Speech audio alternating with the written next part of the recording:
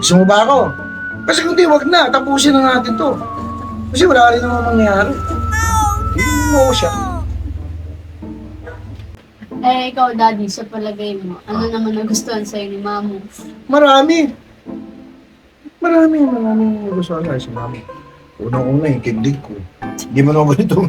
Hindi mo ganito. Ano ko, payat ako dati. Hindi mo payat. Hindi naman malaki tiyan mo. Gwapo ko dati. Naku, Vic. Yung ano, talagang pag-hitiin ako sa ano, tuwan-tuwa si mama mo, pagtatawagin ako eh. Yung mga nakaganon ako. Randy, hitiin ako, ganun ako. Wow. Yes, Jean. Sabihin ni Jean, go back here.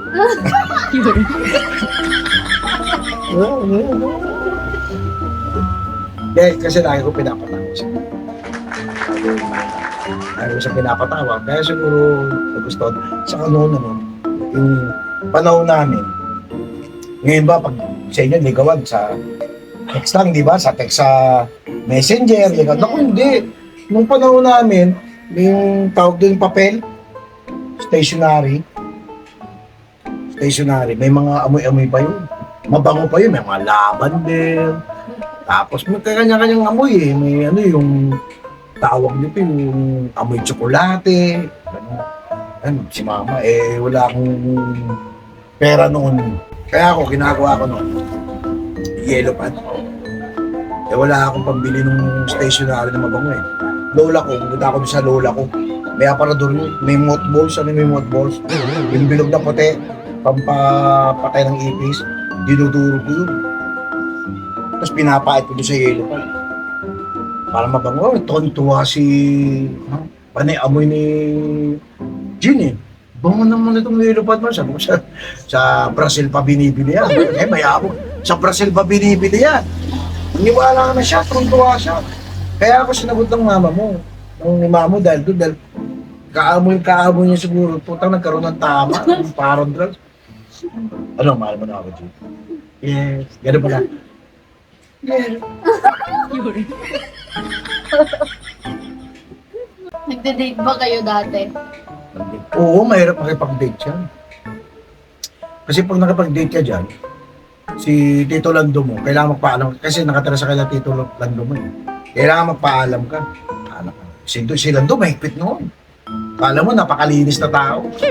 Oo, mahigpit si Tito Lando mo. Kala mo, napakaganda yung pamangkin niya.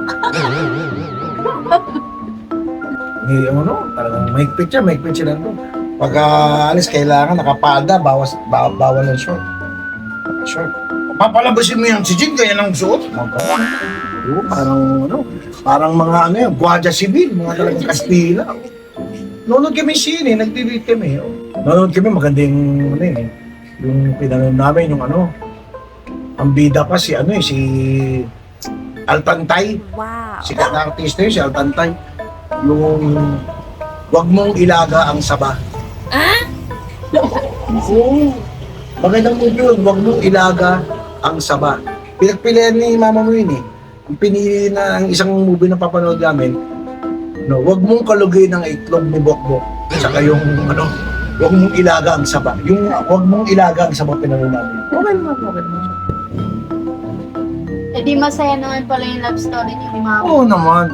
Masaya kami ni mamo. May problema, walang problema. Uulan, umaraw, masaya kami.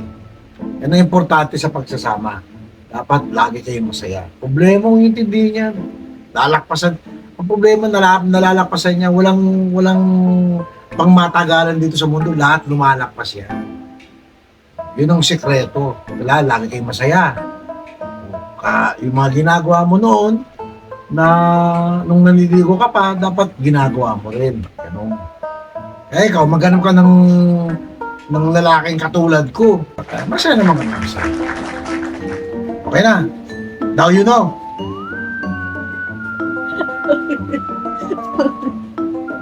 Okay na. Okay na kwentuhan. Mga ka-brownie. Sa susunod na kwentuhan. Thank you. This is ka-brownie signing off. I love you all. Bye-bye.